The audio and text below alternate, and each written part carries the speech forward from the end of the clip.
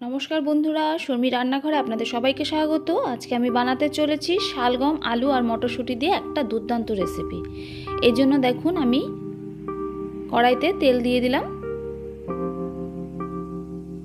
एदिके निये नियेछि शालगम आलू मटरशुटी, संगे नियेछि टमेटो बाटा, नियेछि जिरे, नियेछि सामान्य चिनी, हलुद, लवण, जिरे लंका, धने बाटा। एदिके आमी कड़ाइते तेल दिए दिलाम बंधुरा। तेलेर उपरे सादा जिरे सोमबाड़ा दिए दिलाम। सोमबाड़ाटा आमार भाजा हये गेछे बंधुरा। एखन आमी दिए दिচ্ছি मटरशुटी, शालगम और आलू। एखन आमी हलुद लवण दिए खूब भालो मतन करे भेजे नेब।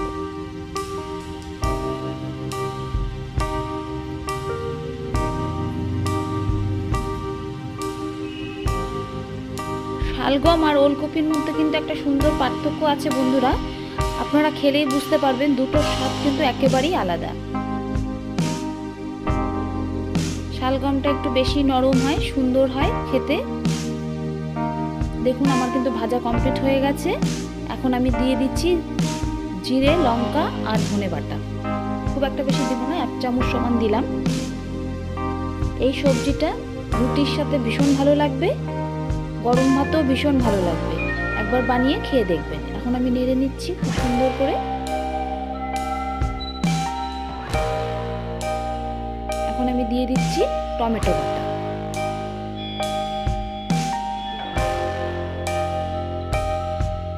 খুব সাধারণ একটা রেসিপি, কিন্তু খেতে কিন্তু অসাধারণ লাগবে।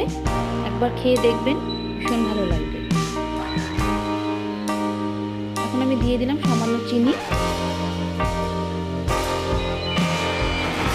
সুন্দরভাবে আমি নেড়ে নিচ্ছি, দেখতেই পাচ্ছেন। আমার কিন্তু কষানো প্রায় হয়ে গেছে বন্ধুরা।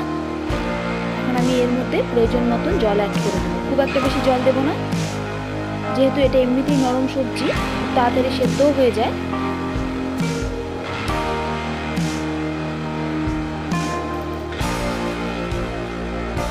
দেখুন বন্ধুরা কি সুন্দর ফুটে উঠেছে। এখন আমি এর মধ্যে দিয়ে দেবো গরম মশলার গুঁড়ো। তাহলেই কিন্তু আমার রেসিপিটা একদম পুরোপুরি তৈরি হয়ে যাবে।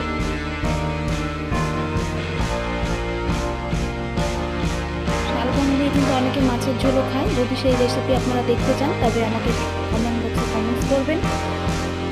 আমার রেসিপি একদম কমপ্লিট হয়ে গেছে। যদি জলদি এই রেসিপিটা আপনাদের ভালো লেগে থাকে তাহলে লাইক কমেন্ট শেয়ার অবশ্যই করে দেবেন। নতুন বন্ধুরা সাবস্ক্রাইব করে আমার পাশে থাকবেন।